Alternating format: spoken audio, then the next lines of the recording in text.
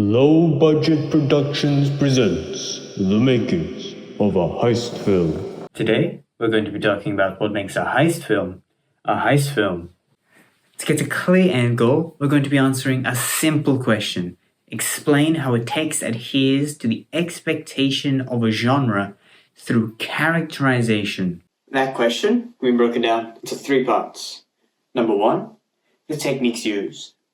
Number 2, the expectations of the genre and what they are. And number 3, characterization and how it was used to adhere to said expectations. Now, we need to choose a heist movie. Luckily, I have just the movie in mind.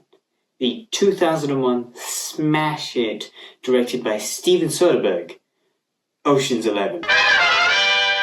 The protagonist, Danny Ocean, gets out of jail and immediately decides to rob 3 Las Vegas casinos, all owned by the antagonist, Terry Benedict, because Benedict's dating Ocean's ex-wife. So, Ocean puts together a team, and then through an elaborate plan, they manage to make off with 160 million USD. We've gone over what the question is and what text we're using.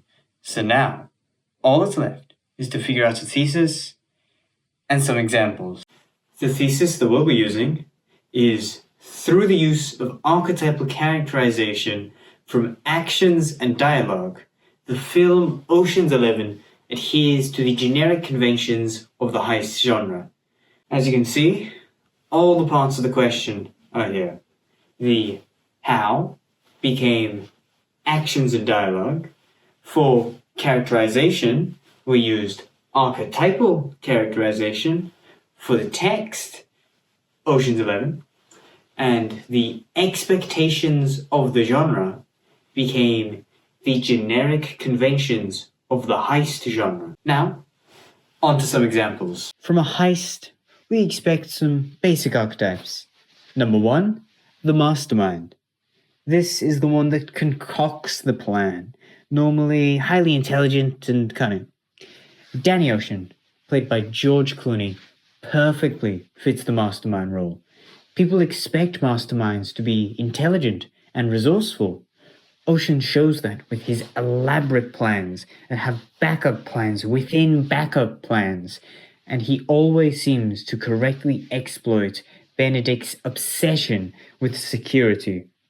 Ocean not only makes the intricate plans that contain even the most minute details, but also assembles the team himself, controlling who is on the team and making sure they complement each other perfectly. Number 2, the leader. The leader oversees the heist and manages the team, ensuring that the plan is followed through. They're typically the right-hand man to the mastermind. Robert Rusty Ryan, played by Brad Pitt, slots into the role of team leader. Ryan is always by Ocean's side, offering advice, support, and keeping him in check from too restricting a plan. Rusty assigns the tasks necessary to complete the heist to the team based upon their expertise, showcasing his ability to leverage their skills appropriately. Ryan's calm nature complies with the audience's desire for a steady, confident leader, and his loyalty to Ocean and the team fulfills the audience's expectation of a strong, dependent leader. Number 3, the thief. The thief is skilled in stealth, lockpicking, and pickpocketing.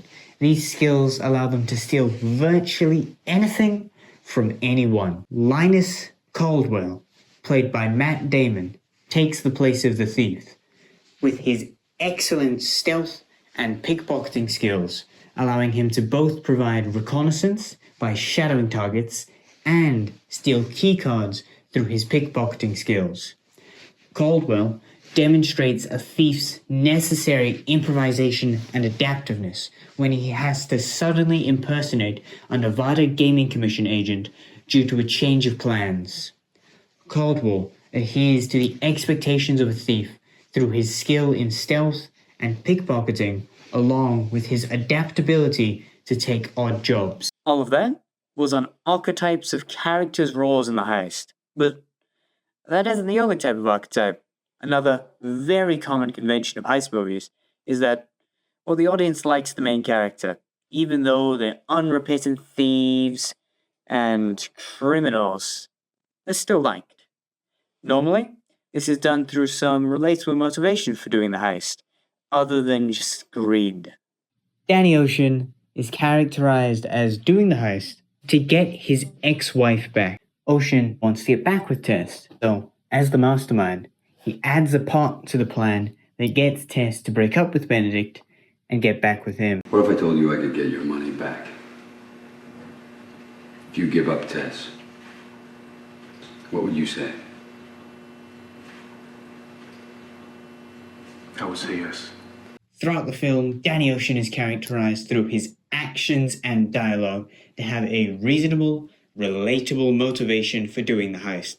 Danny Ocean is characterized as this underdog. He's had everything stripped away from him and is fighting against this near billionaire to get his ex-wife back. Audiences like to root for the underdogs because it's part of that middle-class dream that anyone can win, that heroes beat the long odds, and because it makes people feel like they too can win.